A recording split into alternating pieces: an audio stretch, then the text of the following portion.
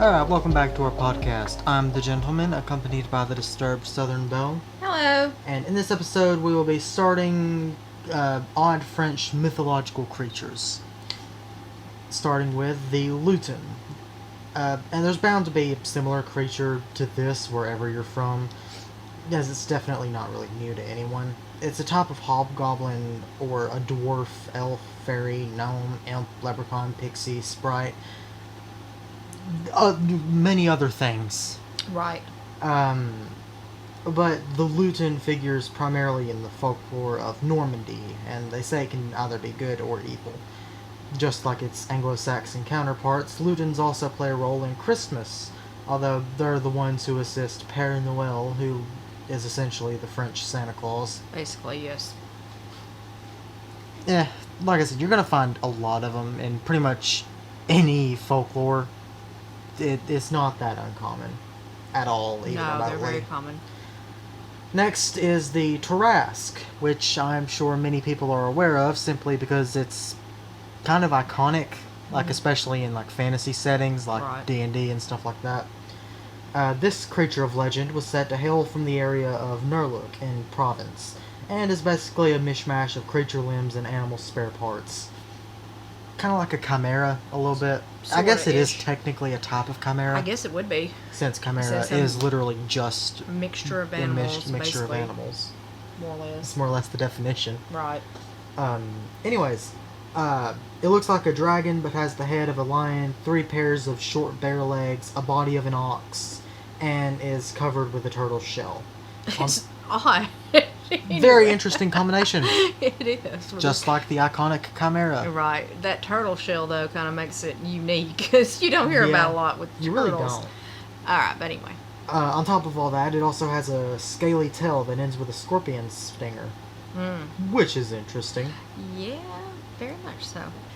Which, each part is, of course, designed to maim or kill if you're lucky enough to escape a traumatized future, because I don't Wow. think anybody would want to survive an encounter with this thing.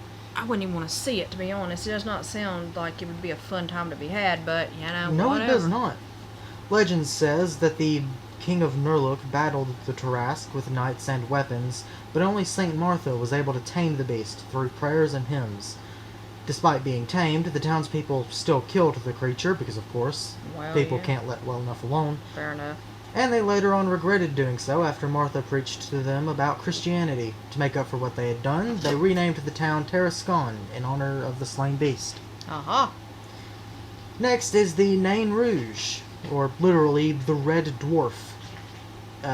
It's kind of Luton that also hails from Normandy. Described as a small, childlike creature with blazing red eyes and long, rotten teeth, this nasty little creature is not something to be messed with. Red or black fur boots complete its getup, but do not let the devilish leer fool you, as he is not merely a trickster, but also feared as a harbinger of doom, Good grief. which is fun. Oh, yeah. The Nain Rouge is popular in Detroit, Michigan, and is a mainstay in local urban legends.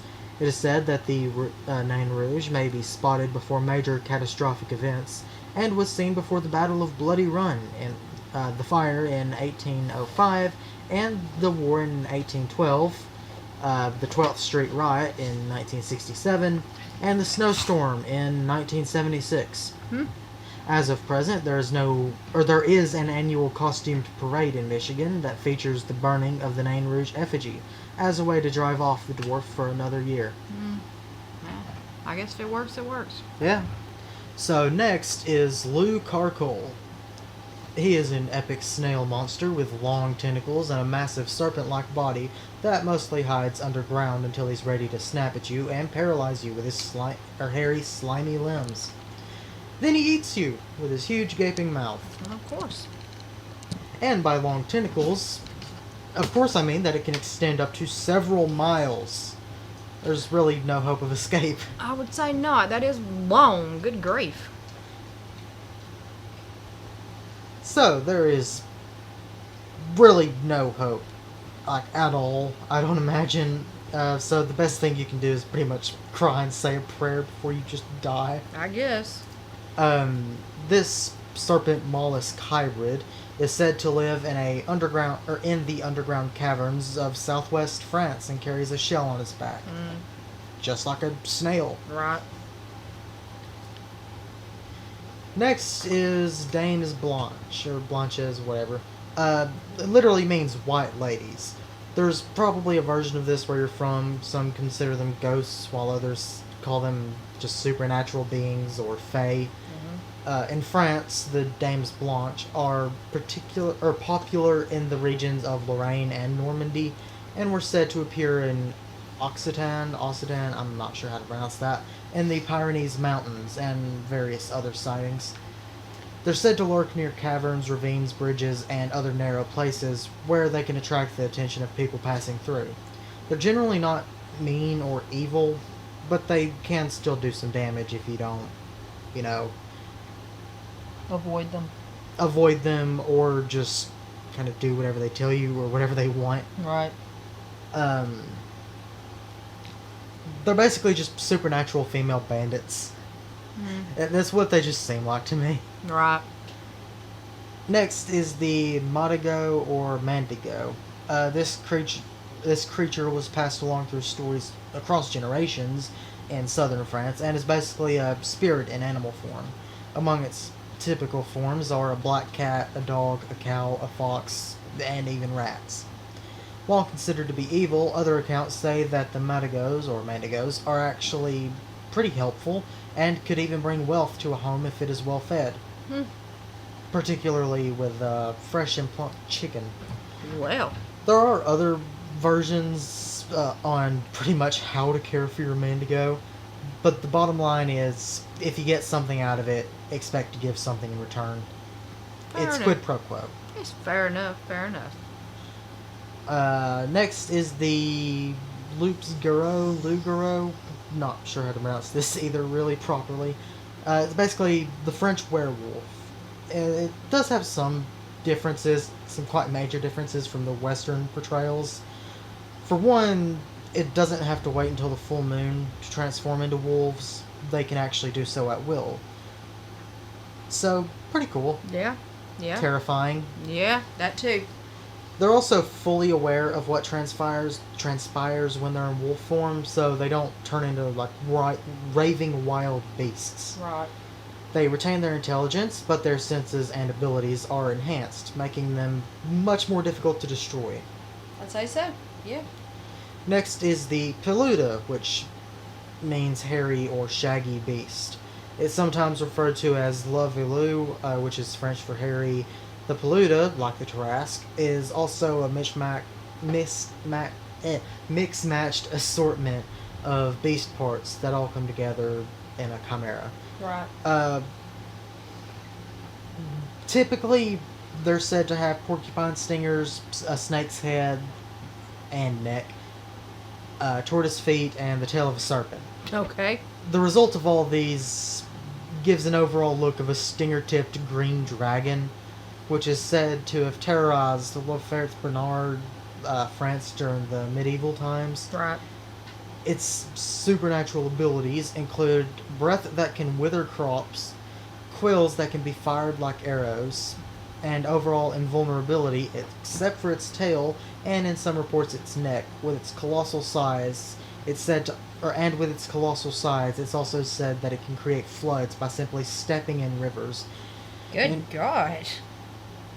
Just completely murder a person with its tail, and even spit a stream of acid. Yeah. Jesus. This gets better and better. As it typically does with chimeras. Alright. Next is the faux follet. I think I'm pronouncing that right. Probably not. Faux follet. Yeah. You've most likely heard of this by names of Will-o'-the-Wisp or the Jack-o'-lantern. But the French call it faux follet, as the bell said. It's basically some atmospheric ghost light which appears in shades of faint bluish, or in shades of a faint bluish glow, or sometimes even yellowish, reddish, or greenish. Right. It appears suspended in air, sometimes flickering, and often appears just briefly at night above cemeteries, swamps, or bogs. Aside from its ghostly light, they're generally harmless. But beware, as these wisps are said to be the spirits of the dead, or supernatural beings that, when followed, will lead to your death. Good grief. I guess leave them alone then, huh? Yeah. Of course, then again, I don't really see why I'd want to be following something like that anyway, just randomly. I'm not that curious of a person. But that's me. Next is the cheval mallet, which literally means mallet horse or evil horse. And yes, it is actually evil, but also said to be quite fabulous. This evil but fabulous horse appeared in French folklore, specifically around the French areas of Vendée and the Pays de Retz. God, I know I'm butchering these. The horse's modus operandi is to appear in the middle of the night and hang out on roads to lure weary travelers.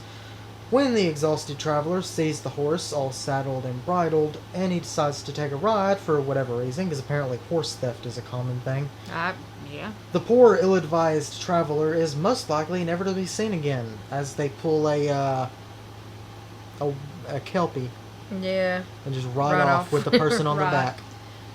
That's creepy. It Yep. makes you wonder, where does it take them? At the very least. Is it drowning them like the kelpie? Is it just riding them to hell? What happens? Maybe we don't- Presumably, they're riding them somewhere, bucking them off, and trampling them to death. I have no Sure. idea. Maybe we don't want to know. Maybe we truthfully. don't. Maybe it is so horrible, it's best not to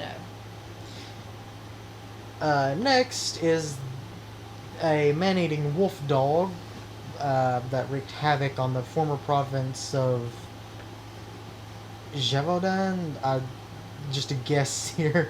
Or what is presently known as Lozère and Haute-Loire. I need to learn how to pronounce some of these things. Between 1764 and 1767, there were a series of reported attacks by what eyewitnesses described as beasts with huge teeth and massive tails. The victims' throats were torn out, and it resulted in over 100 deaths.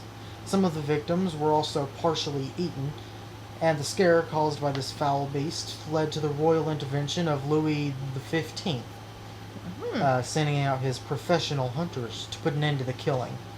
Alrighty. Next is Melusine, a feminine spirit that seems to resemble a mermaid. She is popular in the folklore of the northern French regions. She lives in rivers and springs and other fresh waters, and is sometimes featured with wings or one or two tails that could either be a serpent's or fish tail. Right. Also, the Melusine is depicted in the logo of Starbucks, which is neat. That is neat. That's kind of And cool. also very random, Yeah, but... knowing the still. story behind it. Right. It is interesting, though. Sure. Next is the Quinatar, a Latin word which means bull with 5 horns, but it is actually a mythical sea creature which first appeared in the Chronicles of Fredegar, a 7th century record written in Burgundy. In the chronicle, the Quinatar is said to have sired the line of the Merovingian kings when it attacked the wife of a Frankish king. Right. So neat. yeah. Interesting. The next is Guiver, another dragon serpent type of monster. This creature has the head of a dragon and a venomous breath. It is said to have wandered the medieval French countryside, and they like to live near damp places such as forests, lakes, small natural pools. Somewhat similar to wyverns. Right. They're said to be scared and quite uncomfortable with naked humans, weirdly enough. Despite being very aggressive creatures, they blush and look away whenever there are any naked people around. Oh my god. Yeah, That's so dumb. it is. It's so random. I love it. Just for how silly. So, next is the Gargweel. This legendary water-spouting dragon with 4 legs and bat-like wings is said to have terrorized the Seine River. But Saint Romain, the Bishop of Rhone, saved the day by taming the beast through the sign of the cross. The monster's neck and head were then mounted on the town's cathedral as a way of displaying God's power. Later on, the creature began to be carved in buildings as drainage, because they spout water too. All right. Eventually, it became the modern gargoyle in architecture. So, yeah. Sounds amazing.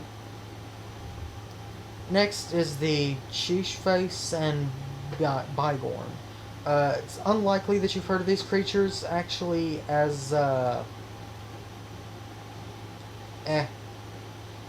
really as well known as their counterpart, which is said to be the werewolf. Right. Anyways, the Cheesh Face is a long creature that looks like a sort of emaciated werewolf. It is super thin, barely skin and bones, with claws on its feet. Sounds amazing. The Bygorn is a bloated creature with a human-like face, scales on its back, a smooth belly, clawed forearms, and webbed hind paws, and a tufted tail. It has some similarities with a Tarrasque in the looks department, but it is a different creature completely. It is said that the Cheesh Face is thin because it feeds on submissive wives. Okay. The Bygorn, on the other hand, is massive because it feeds on husbands who are obedient to their wives. You just can't win. Apparently not. So, since there are quite a few wives who submit to their husbands, the Cheesh Face, or quite few wives who submit to their husbands, the Cheesh Face lacks food and thus became thin, and the Bygorn became fat because plenty of food to find. Aha. Sounds amazing. And that's it for this episode. I will turn it over to the bell for our outro. We hope you enjoyed that segment. We definitely had some interesting ones on there. If there's any that you'd like us to cover in the future, please let us know. Don't forget to like, follow, and subscribe. And don't forget to stay disturbed.